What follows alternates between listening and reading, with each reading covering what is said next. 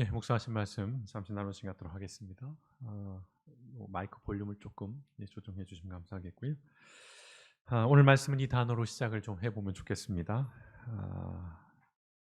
띄워주시면 감사하겠습니다. 네, 옥중서신. 많이 들어보신 그런 말이죠. 옥중서신. 풀어보면 감옥에서 쓴 편지 또는 감옥에서 보낸 편지 이렇게 이해될 수 있을 것 같습니다. 많은 사람들이 감옥에서 편지를 쓰고 또 그 편지를 세상에 공개함으로써 많은 반향을 일으키고 또 사람들에게 영향력을 끼치는 그런 일들이 종종 있습니다. 성경에도 옥중서신이 있습니다. 감옥에서 쓴 편지 또는 감옥에서 보낸 그런 편지가 있는데요. 바울이 쓴 것이죠. 그리고 로마 감옥에서 쓴 옥중서신 4권이 있습니다. 화면에 보고 계시죠? 에베소서, 빌립보서, 그리고 골로새서, 빌레몬서가 옥중서신입니다. 이제 오늘 그 첫 번째 편지인 에베소서 말씀을 우리가 좀 묵상해 보려고 하는데요. 오늘 옥중서신 그 첫 번째 말씀인 에베소서에는 3가지가 없습니다. 첫째는 교회와 성도를 책망하는 것이 없어요. 보통 바울 서신 우리가 이전에 살펴봤던 말씀들을 보면 바울의 어떤 격렬한 감정들, 그 교인들을 책망하고 교회에 악영향을 주는 이른바 거짓 교사들, 거짓 선교사들을 책망하는, 질타하는 그런 내용들이 많이 있는데 이 에베소서에는 교회와 성도를 책망하는 것이 없습니다. 두 번째로 왜곡된 복음을 수정하는 것이 없어요. 너희들이 지금 잘못된 복음, 다른 복음을 받고 있다라고 해서 다시 복음을 수정해 주는 그런 말씀이었고요. 셋째로 사도로서의 권위를 변호하는 것이 없어요.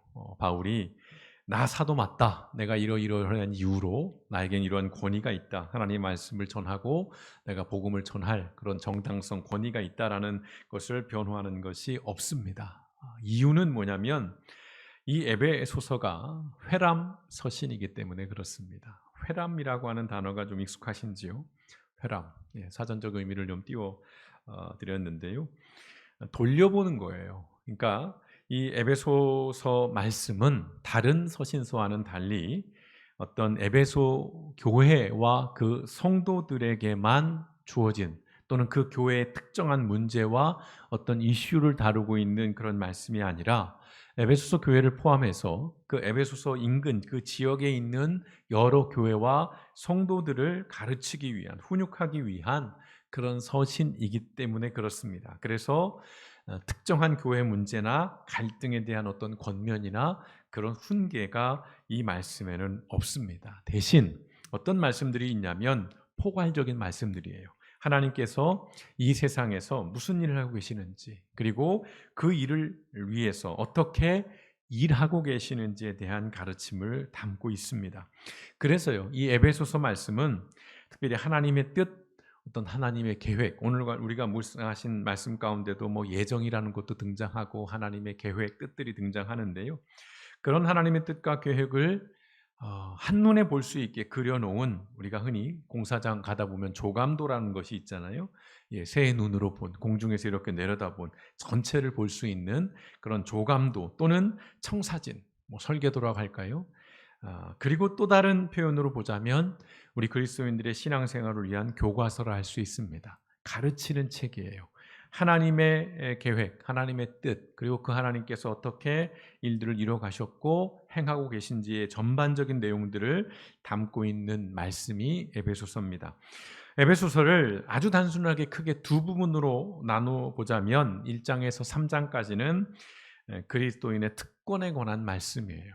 근데 저 특권은 나중에 또 여러 번 나오겠습니다만 계획이라는 단어 또는 복이라고 하는 단어로 대체될 수 있는 그런 단어입니다. 그리고 4장에서 6장까지의 말씀은 이제 그리스도인의 책임, 특권이 주어졌다면 거기에 따른 마땅한 책임이 또 우리 가운데 부어질 텐데요. 자, 특권과 책임에 대한 그런 말씀을 담고 있습니다. 그 가운데 오늘 우리가 읽은 이 3절에서 14절까지의 말씀은 이 에베소서의 전체의 서론에 해당하는 그런 말씀입니다. 오늘 우리말 성경이나 또는 영어 성경에서는 전혀 눈치챌 수 없고 확인할 수 없습니다만 헬라어 원문 성경에서 보면 1장 3절과 에서부터 14절의 말씀은 한 문장이에요. 굉장히 긴 한 문장입니다.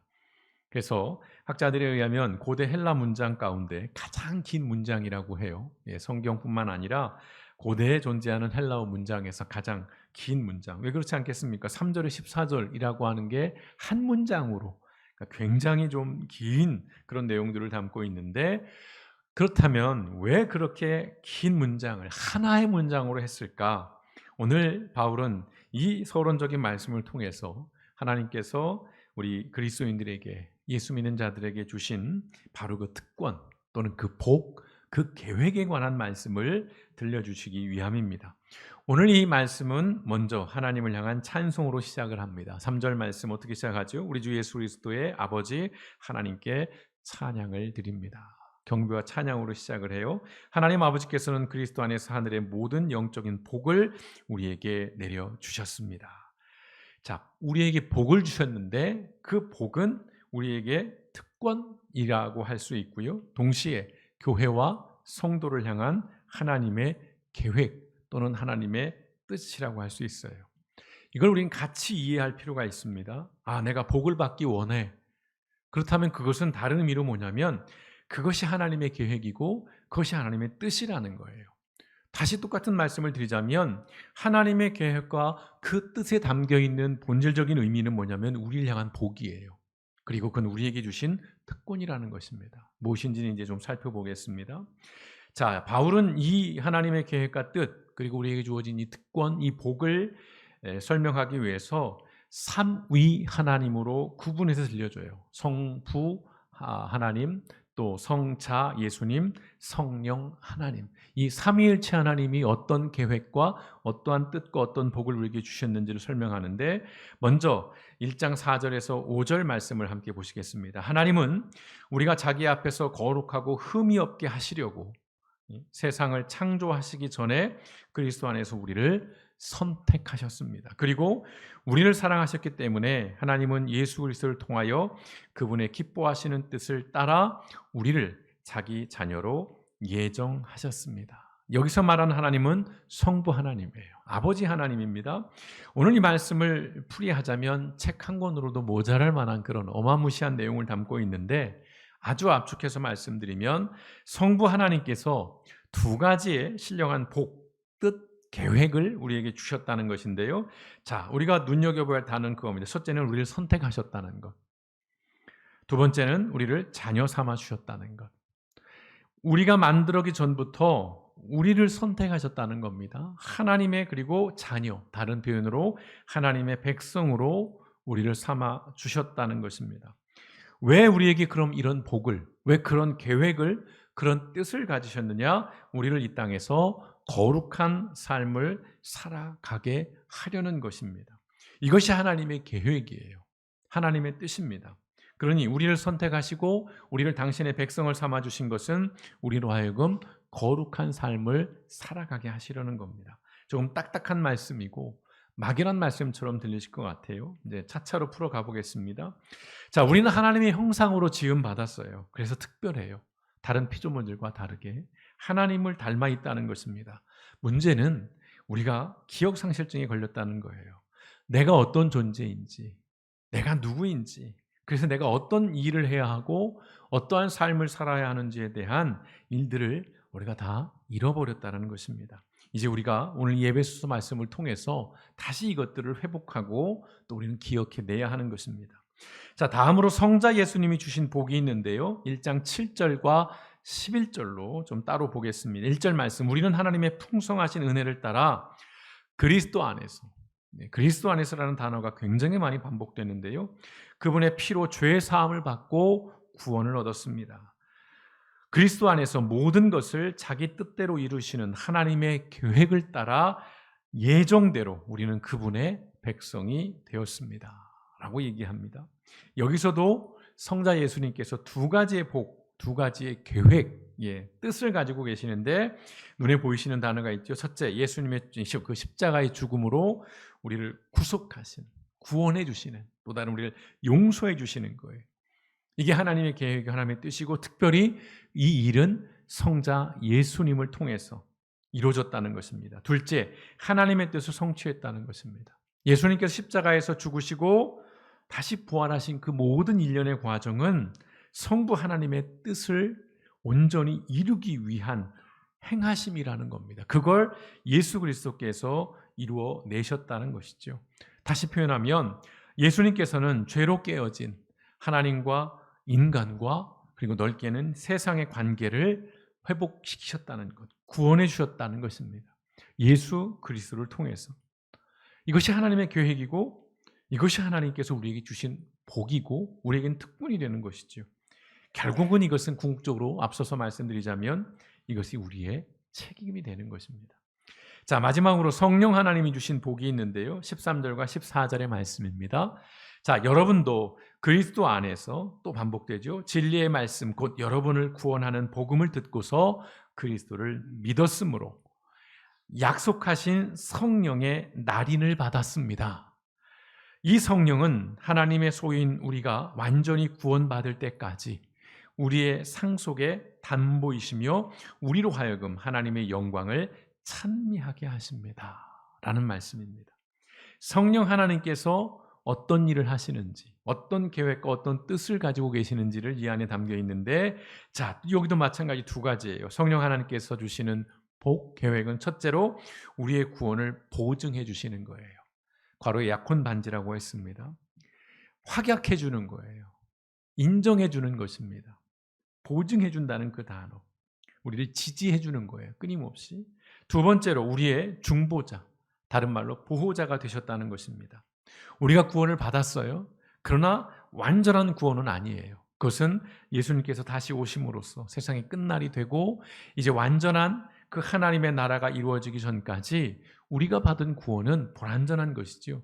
그래서 우리는 계속해서 두렵고 떨림으로 우리의 구원을 이루어 가야 하는데, 그 과정에서 성령 하나님께서 우리를 위한 중보자, 우리를 위한 보호자가 된다는 거예요. 우리와 함께 해주시면서 우리로 하여금 이 구원을 이루어 가게 해주시는 동반자가 되어주신다는 것입니다.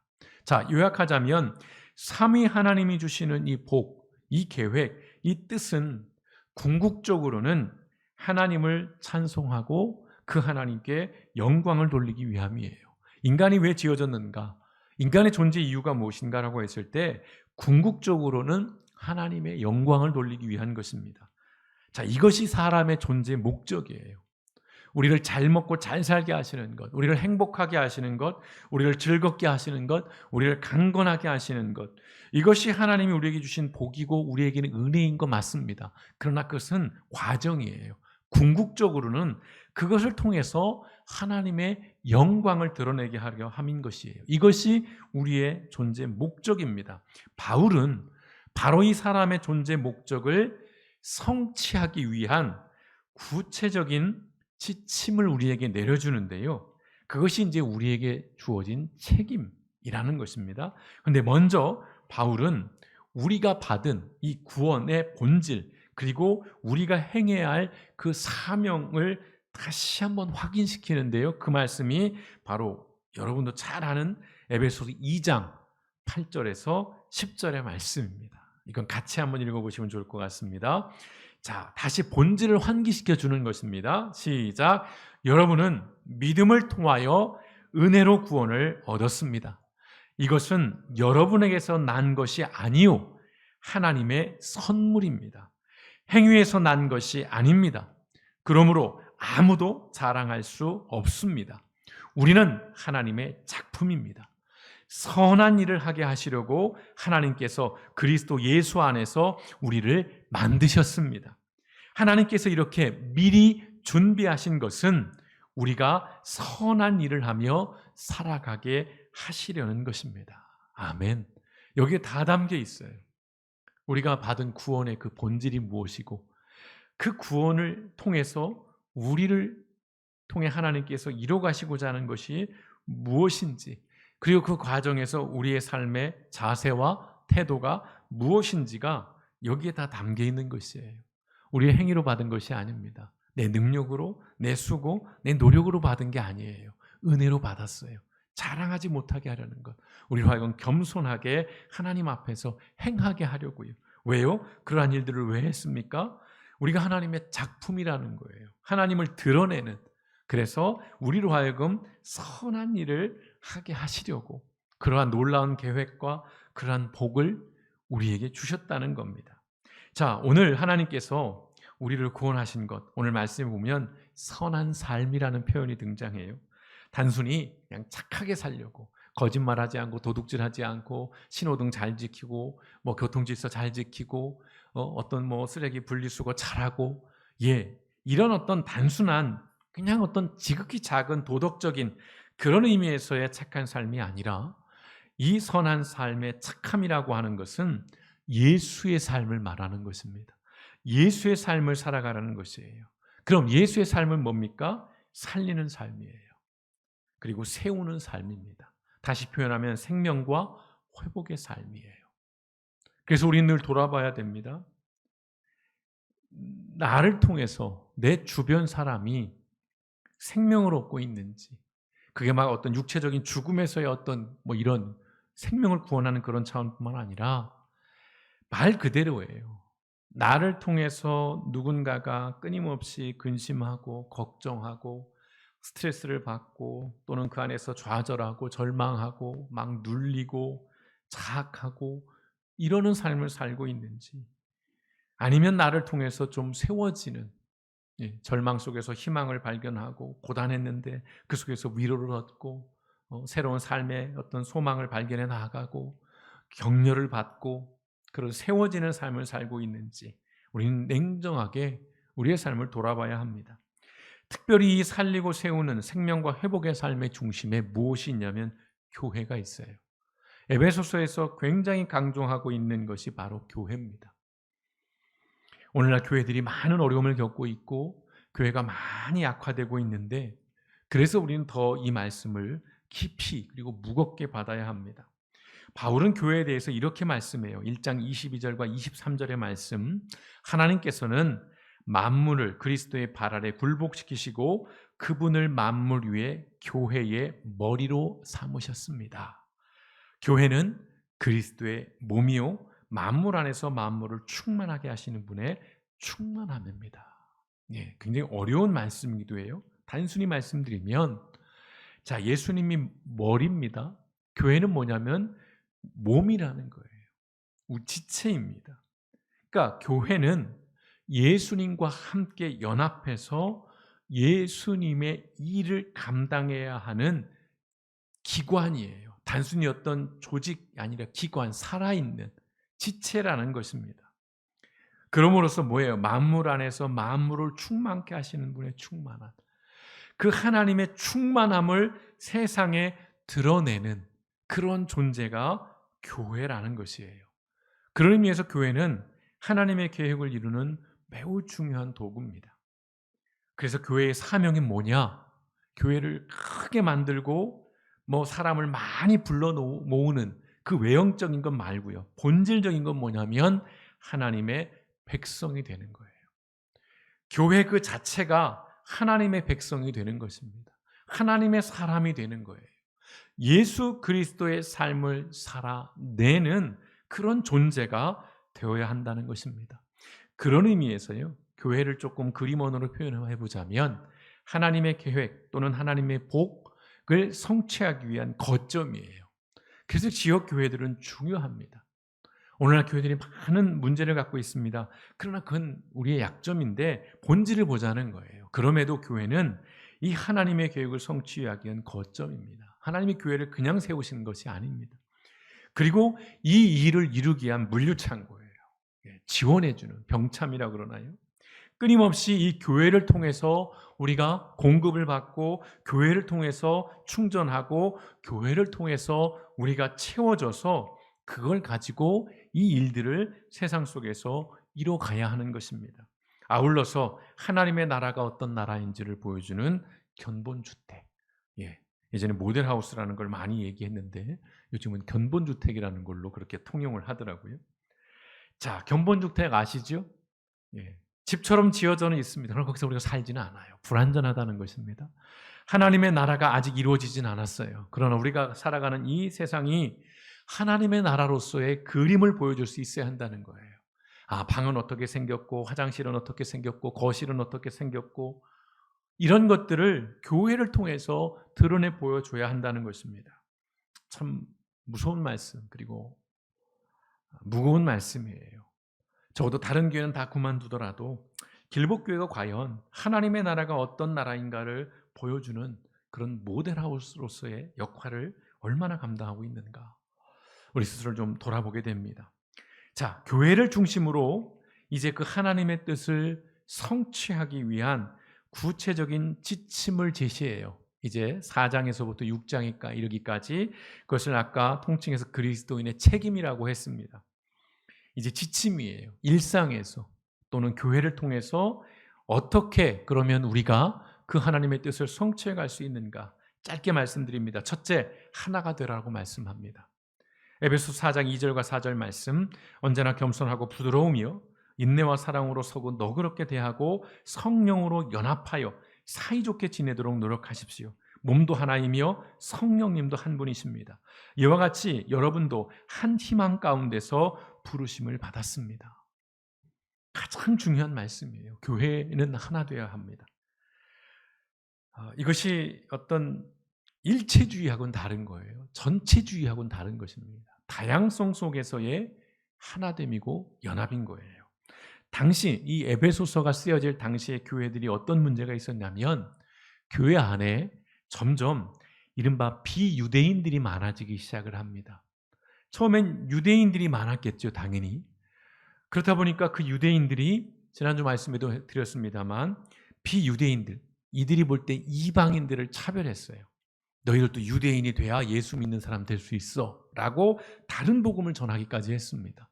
그런데 이제 비유대인들이 늘어나면서 사람은 똑같아요. 이들이 유대인들을 또 배제하기 시작합니다. 차별하기 시작해요. 그래서 교회 안에 그런 미묘한 갈등들이 있었습니다. 서로 파가 나눠지는 거죠. 그래서 사도 바울이 얘기하는 거예요. 우리가 하나님의 뜻을 이루기 위한 온전한 교회로 세워지기 위해서는 하나 되라. 그 다름과 그 어떤 차이들을 서로 혐오하고 서로 욕하는 걸로 쓰지 말라는 거예요. 다시 말씀드립니다. 교회는 다양성이 생명이에요. 오늘 그 다양성을 우리는 지금 직접 경험하고 있습니다. 멍멍이까지 예배를 드리고 있어요.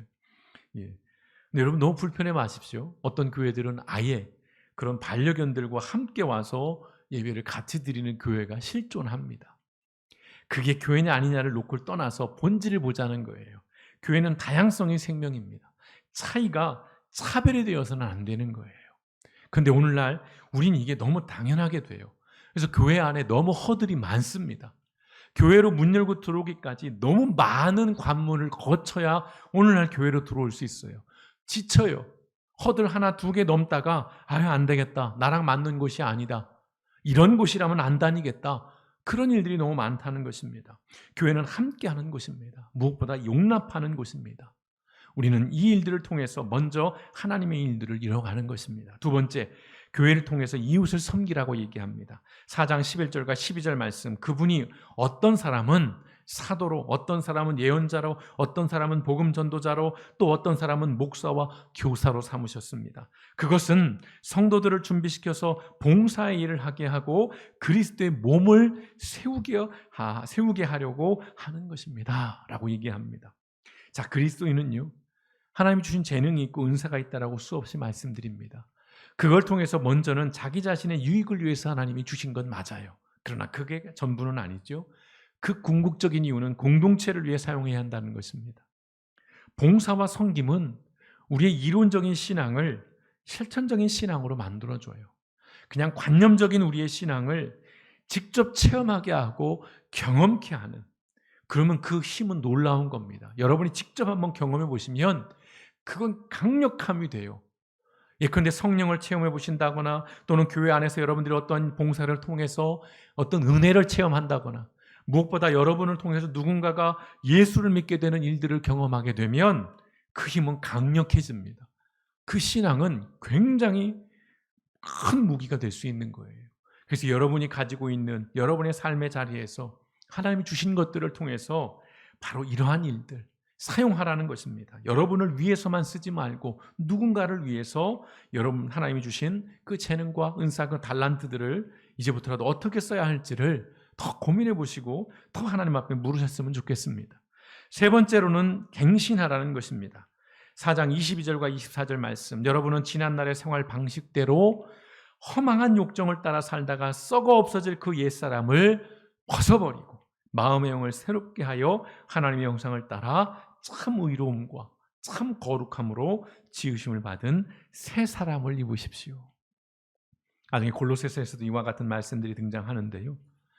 뭡니까? 날마다 새로워지라는 것입니다. 신앙생활은 이것과 같은 거예요. 우리가 아침마다 양치하고 세수를 하는 것과 같습니다. 신앙생활은 그래서 지름길이 없어요. 빨리 도달하는 길이 없습니다. 이른바 왕도가 없습니다. 무한 반복이에요. 무한 반복. 일상에서의 성실함과 꾸준함만이 우리를 건강하고 바른 그리스도인으로 살아가게 합니다. 저도 목사로 살지만 제가 목사가 아닌 삶을 사는 데까지 하루면 충분할 것 같아요. 하루가 뭡니까? 반나절이면 충분합니다. 반나절이면 여러분이 정말 분노할 만한 삶을 제가 살아낼 수 있습니다. 사람은 그런 존재예요. 그래서 우리는 끊임없이 무한 반복입니다. 소소한 것들을 우리가 매일 반복하며 살아가는 것처럼 우리의 신앙도 그래요. 그러니까 매일매일 여러분 똑같은 일들을, 그러니까 매일 여러분에게 성경을 보내고 묵상의 본문을 말씀드린 건 다른 이유가 없습니다. 그걸 묵상하다가 어느 날 갑자기 여러분이 막 후광이 생기고 어떤 초인적인 그리스도인으로서 변화되는 게 아니라 쌓이는 거거든요. 꾸준한 반복들, 이걸 통해서 우리는 하나님의 뜻을 이뤄갈 수 있는 것입니다. 넷째로 먼저 섬기라고 말씀합니다. 5장 21절입니다. 여러분은 그리스도를 두려워한 마음으로 서로 순종하십시오. 오늘 이 말씀 우리가 다 뒤에 살펴보지는 않았는데요. 바로 이 섬기라는 부분에서 사도 바울은 부부관계에 대한 이야기를 해요. 5월달만 되면 많이 듣게 되는 본문이 여러분이 등장합니다. 여러분이 미리 성경을 통해 한번 눈으로 봐보십시오. 그리고 부모 자식 간의 관계를 이야기해요. 그러면서 또 사용자와 노동자, 옛날로 말하면 주인과 종, 상전과 하인에 관한 예를 에베소서에 들면서 서로 순종하라는 권면을 하는 것입니다. 여러분, 모든 관계는 상호적이에요. 소유하거나 지배하려고 한다면 그 관계는 유지되지 않아요. 남편을 소유한다거나 아내를 소유한다거나 안 되죠. 내 자식이지만 내가 소유할 수 없습니다. 내가 사장이에요. 내가 오너입니다. 내가 CEO예요. 그렇다고 나의 직원들을 내가 소유할 수는 없는 거예요. 말 그대로 노예처럼 부릴 수는 없는 거예요. 모든 관계는 상호적인 것입니다. 특별히 우리의 영성이라고 말하죠. 영성이라는 것은 관계를 통해 드러납니다. 골방에서 드러나지 않아요. 하나님 앞에서 여러분이 금식하고 막 통성기도 하고 이걸로 나타나는 게 아니에요. 관계에서 나타납니다. 특별히 영성은 교회 안에서 나타나고요. 더 놀라운 것은 우리 일상의 삶의 현장에서 명확하게 드러납니다. 내가 목사요, 내가 장로요 하면서 일상에 나가서는 그야말로 쓰레기처럼 굴면 그 영성이 없는 겁니다. 일상의 삶의 현장이 그렇게 중요해요. 내 영성이 드러나는 곳이거든요. 다섯 번째, 영적 전쟁에서 승리하라고 권면합니다. 바울이 말씀에 6장 11절과 12절, 마귀의 기회락에 맞설 수 있도록 하나님의 무기로 완전 무장하십시오. 우리는 하나님을 대항하여 싸우는 것이 아니라 하늘과 이 어두운 세상을 지배하고 있는 악한 영들인 마귀들을 대항하여 싸우고 있습니다. 목사님, 무슨 판타지 같은 얘기입니까? 아니요. 영적 전쟁은 지금도 존재합니다. 시간이 많이 지나 더 말씀을 못 드리겠습니다만, 우리는 단순히 눈에 보이는 그런 인생이 아니라 보이지 않는 세상, 보이지 않는 그런 존재들이 지금 있다는 거예요. 그걸 단순히 옛날처럼 귀신 이런 수준이 아니라 영들이에요. 악한 영들입니다. 영적인 싸움이에요. 그래서 그리스도인 삶은 치열한 전쟁이에요. 악한 영들과 끊임없이 싸워야 돼요. 그는 우리들을 방해합니다. 공격합니다. 그래서 우리는 깨어 있어야 하는 것인데, 사도 바울이 이 영적 전쟁을 위해서 말씀하는 그 유명한 권면, 전신 갑주를 입으라, 취하라. 그러니까 몇 년 전에 이것들을 하나하나 다 살펴봤습니다. 말씀 속에. 오늘은 통칭해서만 보겠습니다. 6장 14절과 17절 말씀. 자, 그러므로 여러분은 진리의 허리띠로 허리를 동이고 정의의 가슴막이로 가슴을 가려 버티어 서십시오. 발에는 평화의 복음을 전할 차비를 하십시오. 이 모든 것에 대하여 믿음의 방패를 손에 드십시오.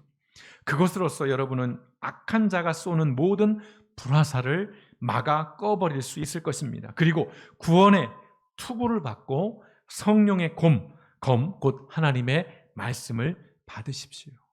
예, 기억이 나십니까? 전신갑주. 이것들을 통해서 우리의 영적인 싸움, 우리의 믿음, 우리의 신앙을 지켜내는 것이고, 그래야만이 하나님의 뜻을 이뤄낼 수 있다는 것입니다. 그리고 하나 더 추가합니다. 6번째, 기도하라는 것입니다.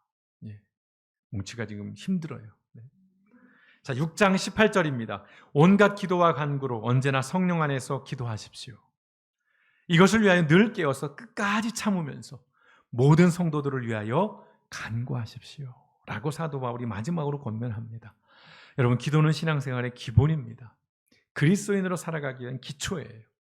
기도는 믿음의 삶을 살기 위한 나와 다른 사람을 지키는 강력한 도구입니다. 나를 위해 기도하는 거 맞아요? 중보기도는 다른 사람을 위해 기도하는 것입니다. 그래서 말씀드리는 것입니다. 기도는 공격하는 창이면서 아울러 방어하는 방패예요. 공격 무기이면서 방어 무기라는 것입니다. 그래서 기도는 지속 가능한 신앙생활을 위한 연료와도 같은 것이에요. 여러분, 우리 일상의 삶에서 기도를 멈추지 않아야 하는 것입니다. 늘 교회에 나와서 내가 말씀드리죠. 무릎 꿇고 손 모으고 눈 감고 머리 숙이고 기도하는 것만 기도가 아니라 일상에서의 기도입니다. 한 문장 기도, 이른바 숨 기도예요. 하루를 살아가면서 운전하면서도 기도할 수 있습니다. 화장실에서 기도할 수 있고요. 직장 안에서 기도할 수 있어요. 눈을 뜨고 기도하는 것입니다. 그 모든 순간에 하나님 앞에서 살아가는 거예요. 하나님 도와주세요. 하나님 힘 주세요. 하나님 지혜 주세요. 하나님 저 사람 이렇게 해주세요. 하나님 이 일 이렇게 되게 해주세요. 교회에 나와야만 기도할 수 있는 거 아니거든요. 여러분의 일상에서 매일매일 매 순간 기도함을 통해서 여러분이 이 승리하는 삶을 이뤄갈 수 있다는 것이고, 무엇보다 하나님과 동행하는 강력한 수단이고 증거입니다. 심지어는 성경 말씀을 읽는 것보다도 더 강력한 수단일 수 있어요. 여러분이 늘 깨어있을 때, 늘 살아갈 때 무엇보다 날마다 여러분뿐만 아니라 남을 위해서도 기도하십시오. 그래야 우리가 함께 살아갈 수 있는 것입니다. 성도 여러분, 지금 우리는 신앙생활을 하고 교회로 존재하는 일이 쉽지 않은 시대를 살고 있어요. 끊임없이 교회들은 문을 닫고 있고, 교회는 작아지고 있고, 더러 큰 교회들은 점점 커지고 있는데, 그것은 기형적인 것이지요. 교회가 병들었다는 증거이기도 한 것입니다. 더 이상 젊은 세대들이 교회에 오지 않아요. 더 이상 아이 세대들을 교회에서 볼 수 없는 그런 상황 가운데 있습니다. 그런데요, 역사를 돌이켜보면 모든 시대, 모든 세대의 교회와 그리스도인들이 사실은 그런 현실을 살았어요. 우리만 어려운 게 아니에요. 우리만 위기가 아니라 초대교회에도 수없이 많은 어려움이 있었습니다. 거긴 목숨을 진짜 잃었잖아요. 예수 믿는다는 이유로. 그럼에도 불구하고 기억해야 할 것, 그러한 어려움, 그러한 현실에서도 여전히 믿음의 삶을 이어와서 오늘까지 우리의 교회가 있다라는 것입니다. 그래서 오늘 사도 바울의 그 권면의 말씀을 오늘의 말씀으로 성도 여러분께 드립니다. 에베소서 5장 16절과 17절의 말씀 같이 읽어보겠습니다. 시작. 시간을 아끼십시오. 이 시대는 악합니다. 여러분은 어리석은 사람이 되지 말고 주님의 뜻이 무엇인지 이해하십시오. 아멘. 간절한 마음으로 말씀을 드립니다. 이해하려면 단순히 보여지는 것이 아니라 보여지는 것 너머, 그 현상 너머를 볼 수 있어야 돼요. 그래야 하나님의 뜻이 무엇이고 하나님의 일하심이 어떤 것인가를 볼 수 있는 겁니다. 그래서 바울이 말씀해요. 오늘 설교의 제목입니다. 2장 11절 상반절에 그러므로 생각하라. 저는 여러분에게 매일 적용을 구체적으로 1번, 2번, 3번 이렇게 말씀드리지는 않습니다. 포괄적인 말씀을 드려요. 그 핵심이 뭐냐면 생각하라는 것입니다.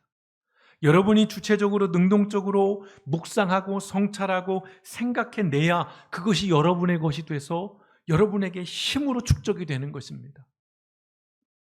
그러므로 생각하라. 바울이 말씀해요. 이 생각은 단순한 지적 사고가 아닙니다. 말씀과 묵상 그리고 기도를 통한 분별의 지혜를 말씀하는 것입니다. 여러분 이걸 욕망하십시오. 분별할 수 있는 지혜를 욕망하십시오. 그러면 하나님께서 그 지혜를 주실 것이고 그 지혜로 우리는 하나님의 그 선하신 뜻, 우리에게 주신 놀라운 복을 삶으로 살아낼 줄 믿습니다. 오늘 바울의 축복의 말씀으로 이 말씀을 마무리합니다. 에베소 지역의 교인들에게 주었던 그 바울의 축복이 오늘 여러분에게 임하시기를 주님의 이름으로 축원드립니다. 에베소 6장 23절과 24절 말씀입니다. 하나님 아버지 주 예수 그리스도께서 형제 여러분들에게 평안을 주시고 믿음을 겸한 사랑을 베풀어 주시기를 바라며 우리 주 예수 그리스도를 변함없이 사랑하는 모든 사람에게 은혜가 함께 하시기를 기도합니다. 아멘. 기도하시겠습니다.